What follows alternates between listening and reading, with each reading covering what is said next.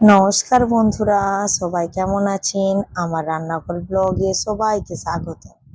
তো আজকে আমি একটা নতুন রেসিপি বানাচ্ছি, যার নাম লঙ্কার পকোড়া বা চপও বলতে পারেন। তো এটা রাজস্থানি লঙ্কা।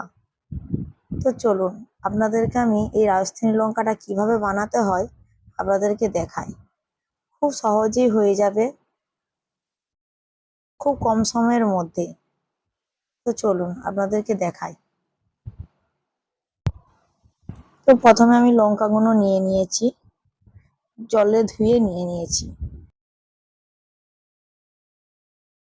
ছুরিয়ে করে কেটে নেব। কেটে নিয়ে একটা চামচের পেছনে করে আমি বিচিগুলোকে বের করে নেব। ভালোভাবে পরিষ্কার করে বের করে নিলে স্টাফিং করতে সুবিধা হয়। তো সেই জন্য আমি পরিষ্কার করে বিচিগুলোকে বের করে নেব। তো আমি সব দেখুন লঙ্কার বিচিগুলো এক এক করে আমি বের করে নিচ্ছি।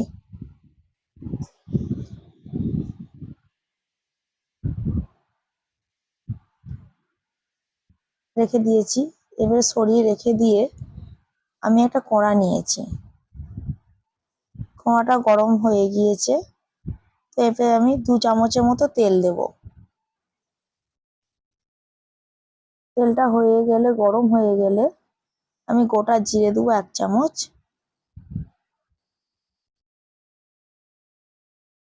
রসুন কুচি দেব, আদা কুচি দেবো 1 চামচ করে, 2 চামচ দিয়ে ভালোভাবে নেড়ে নেব।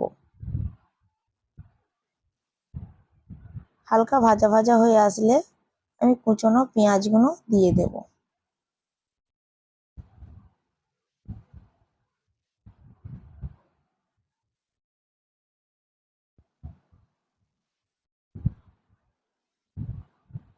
কুচনো পেঁয়াজগুলো দিয়ে আমি হালকাভাবে নাড়বো।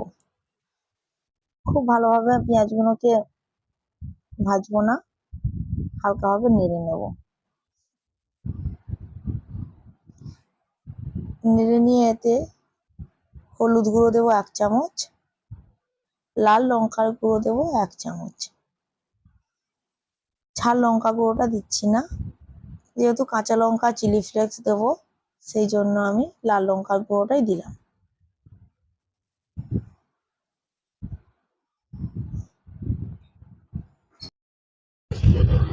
দিয়ে ভালোভাবে নেড়ে নেব।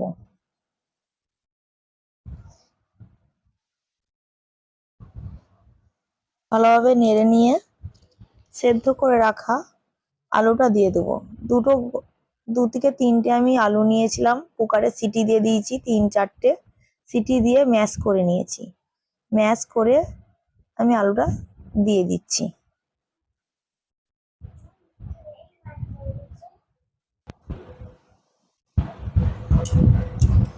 দিয়ে ভালোভাবে মিক্স করে নেব।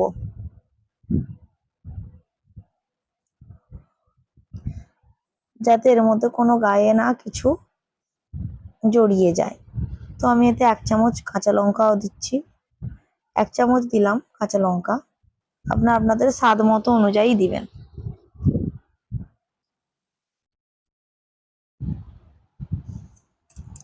এবারে দেবো 1 চামচ চিলি ফ্লেক্স, যাতে টেস্ট হয়, খুব সুন্দর টেস্ট হয়।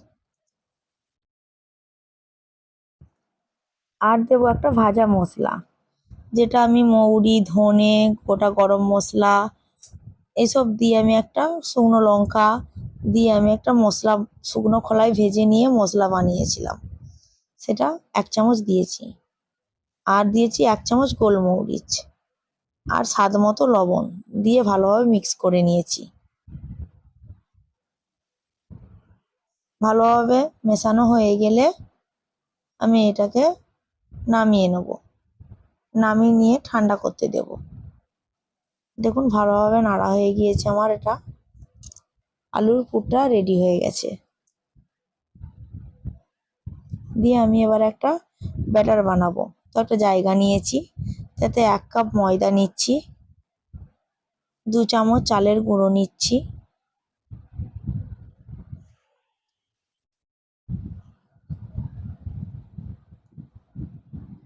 1 চামচ লাল লঙ্কার গুঁড়ো নিলাম, 1 চামচ গোলমরিচ নিয়েছি, 1/2 চামচ খাওয়া সোডা নিয়েছি, কালো জিরে নিয়েছি কিছুটা 1/2 চামচের মতো, আর স্বাদ মতো নুন দিয়েছি। দিয়ে এবারে হালকা করে অল্প করে জল দেব আর মিক্স করব। অল্প অল্প করে জল দিয়ে মিক্স করে নেব, যাতে ব্যাটারটা না পাতলাও হয়ে যায় আর না ঘন যেন হয়, সেই মতো আমি ব্যাটারটা বানিয়ে নিচ্ছি।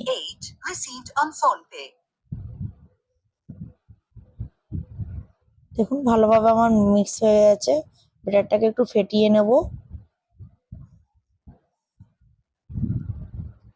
নিয়ে আমি এটা এখন রেখে দেব সাইডে। দিয়ে লঙ্কাগুলো নিয়ে নেব, তো নিয়ে এতে আমি পুর ভরবো। আলুর যে পুরটা বানিয়ে রেখেছি, এটা এক এক করে আমি পুর ভরে রাখবো।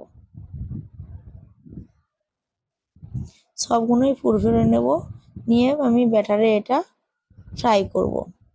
তো ধনে পাতা দিয়েছি, ছড়িয়ে দিয়েছি আলু সেদ্ধটার ম্যাশটার উপরে, ছড়িয়ে আমি পুরগুলো ভরে নিচ্ছি। দেখুন এক এক করে। তো আমি বুঝতে পারিনি আমার ক্যামেরাটা সরে গিয়েছে।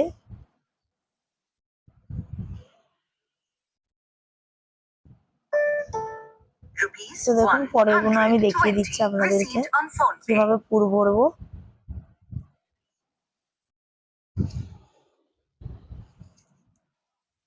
ওটা এত সুন্দর টেস্টি হয় না, আপনারা বানিয়ে দেখবেন, বানিয়ে খেয়ে আমাকে কমেন্ট করবেন, একটা বলবেন কেমন হয়েছে। এগুলো এখন সব জায়গায় পাওয়া যায়, এগুলো রাজস্থানি লঙ্কা বলে, কিন্তু সব জায়গায় পাওয়া যায়। তো দেখুন আমার সব বানানো হয়ে গেছে, এগুলো রেডি হয়ে গেছে পুর ভরে।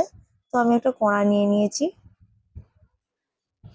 কড়াই কিছুটা পরিমাণ তেল দেবো যাতে আমার এই লঙ্কার পকোড়াগুলো ভাজা যায়, সেই মতো আমি তেল নিয়েছি।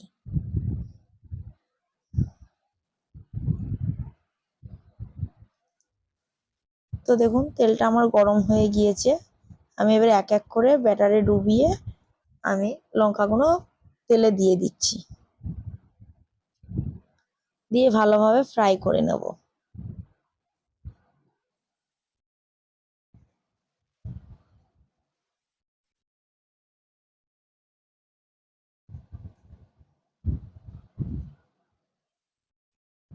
দেখুন এক এক করে দিয়ে আমি ফ্রাই করে নিচ্ছি।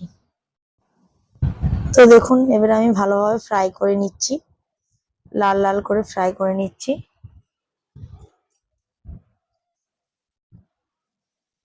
তো যে কোনো আপনি সসের সাথে এটা পরিবেশন করতে পারেন।